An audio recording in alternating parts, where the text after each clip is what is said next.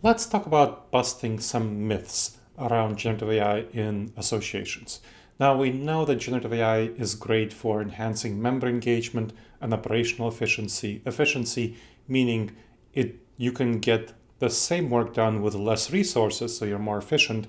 And member engagement, other outcomes, means that you can be more effective.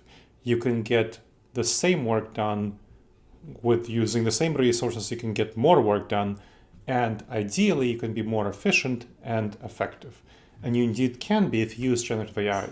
So you can get more done with less. But there are lots of misconceptions that can block you from adopting generative AI effectively by fears, especially fears of job loss and disruption among staff, and fears of change and technological obsolescence among volunteers, complexity around using generative AI. To address these challenges, you need effective education. Fear of generative AI stems from poor understanding of its capabilities and nature, and all the hype that you see with companies talking about how they're firing people right and left because they're using generative AI. That's not what you plan to do in your association, I presume. But many staff are afraid of this. Many volunteers are also afraid of this in their own companies, and they're worried about what the impact will be on their association in terms of their association role, in terms of them not knowing how to use generative AI tools effectively and having a limited amount of time to learn how to use them. So you need to provide effective, clear education for your staff and volunteers alike, such as interactive webinars, and workshops, and hands-on demonstrations to clarify the role of generative AI. That's synchronous at the same time. You also need some asynchronous education, like learning hubs, intranets with videos and FAQs, allowing users to explore generative AI on their own terms. This education really helps foster enthusiasm and reduce skepticism if it's tied to clear values for the staff and the volunteers. Let me give you an example of an association I worked with, an association of engineering professionals, which I helped with a project of using generative AI to improve automation of membership renewals and registration events. What we aim to do is reduce manual and repetitive administrative tasks. Now, initially, staff especially expressed concerns about job loss, diminishing roles due to automation from generative AI. So that's at the point at which the association hired me to help them manage change, manage these concerns. Here's what we did.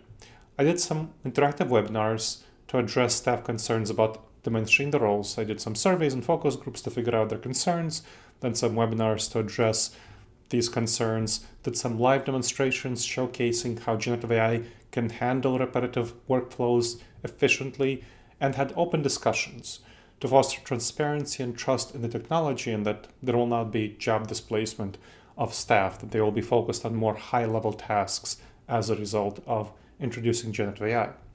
As a result, 87% of participants gained confidence in daily generative AI use as measured by surveys, and staff increasingly identified new ways that generative AI could enhance their work, which is excellent.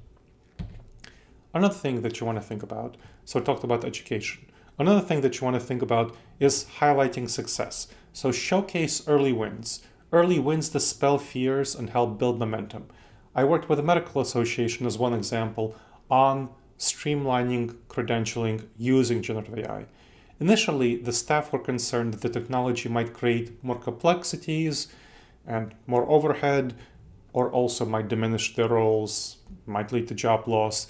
So again, we did some surveys and we figured out their concerns, and here we saw that what we really needed to do is highlight early wins to get people comfortable with this technology and its impact. So we highlighted early wins and we talked about how, hey, here are some accomplishments, here's some case studies of how it's useful. Within 3 months, the time taken to credential someone was reduced by over 30%, which is great. And that success story and other success stories around like this inspired other departments at the association to explore generative AI possibilities, so that sharing outcomes that were beneficial fostered cross-functional interest in generative AI, and so the association adopted it in other ways that helped improve efficiency even more. So, as you're thinking about creating a culture of confidence in generative AI, think about being transparent and having clear communication to reduce skepticism, recognize and celebrate wins to foster cross-organizational support, empower users with resources of various sorts to encourage a more curious mindset. Remember that generative AI adoption will thrive in environments of trust and collaboration, and combining human expertise with generative AI is the key message that you should communicate to your staff and volunteers. By doing so, you can leverage generative AI for effective growth and becoming seen as a true thought leader in your industry in adopting generative AI. Please subscribe to this channel to get more videos like this, and email me with any questions at gleb@disasteravoidanceexperts.com. That's GLEB@disasteravoidanceexperts.com.